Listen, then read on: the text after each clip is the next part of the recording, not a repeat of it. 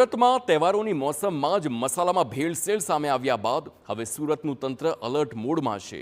સુરતના આરોગ્ય વિભાગે ફરાળ અને મસાલાની દુકાનોમાં ચેકિંગ કર્યું। શહેરમાં 10થી વધુ ટીમે 9 ઝોનમાં જઈ ભાગળ, ભટાર, કતારગામ, વરાછા સહિતના વિસ્તારોની દુકાનમાં સેમ્પલ લઈ લેબમાં મોકલ્યા છે, જેનો રિપોર્ટ આવ્યા બાદ હવે કાર્યવાહી કરવામાં આવશે।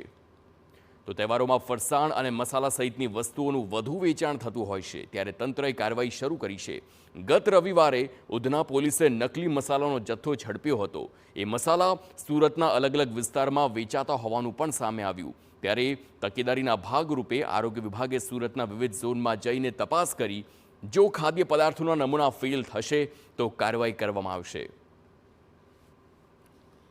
અત્યારે જે રીતે શ્રાવણ મહિનો ચાલી રહ્યો છે અને સામે જે રક્ષાબંધન જેવા જે તહેવારો આવી રહ્યા છે તેને લઈને સુરત મહાનગરપાલિકાનું આરોગ્ય વિભાગ દ્વારા અલગ અલગ ઝોનની અંદર જે મસાલાની દુકાનો છે, જે ખાણીપીણીની લારીઓ છે, ત્યાંથી સેમ્પલ લેવાની જે કામગીરી છે તે શરૂ કરવામાં આવી છે।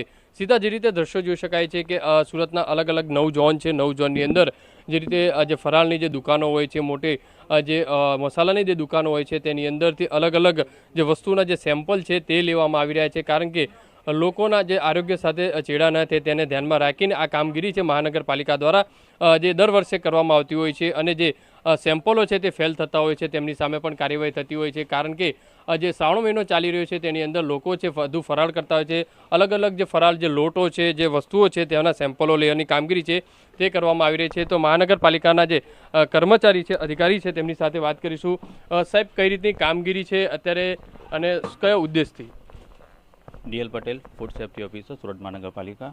Deputy commissioner health and hospital તેમજ આરોગ્ય અધિકારીની સીધી સૂચના તેમજ માર્ગદર્શન હેઠળ શ્રાવણ મહિના દરમિયાન વિવિધ ફરાળી આઇટમો બનાવવા માટે તેમજ આવનાર તહેવારોને ધ્યાનમાં લઈને હાલ જે ફરાળી લોટો જે છે બરાબર, જેનો ઉપયોગ કરવામાં આવતો હોય છે તેને જે ઉત્પાદન કરતા હોય તેમજ વેચાણ કરતા હોય તેવી સંસ્થાઓની હાલ સ્થળ તપાસો ચાલી રહી છે।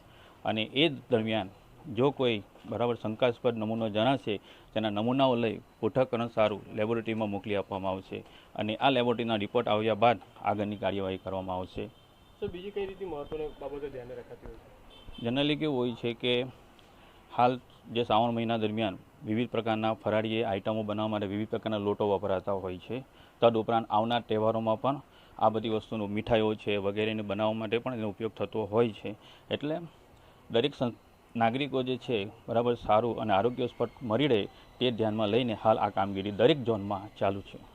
અત્યારે જે રીતે જોઈ શકાય છે તે પ્રમાણે આ તમામ જે સેમ્પલો છે તે લેવાયા છે। અલગ અલગ જે ફરાળી લોટો છે, અલગ અલગ વસ્તુ બનાવવા માટેના જે સેમ્પલો છે તે લેવાઈ રહ્યા છે અને લેબોરેટરીની અંદર જે મોકલવામાં આવશે અને ત્યારબાદ તેની ચકાસણી થશે। અને જો સેમ્પલ ફેલ થશે તો જે તે દુકાનદાર છે અથવા તો જે તે દુકાનદારો હોય અથવા તો જે કર્મચારીઓ હોય છે તેમની સામે મહાનગરપાલિકાના આરોગ્ય વિભાગ દ્વારા કાર્યવાહી થતી હોય છે।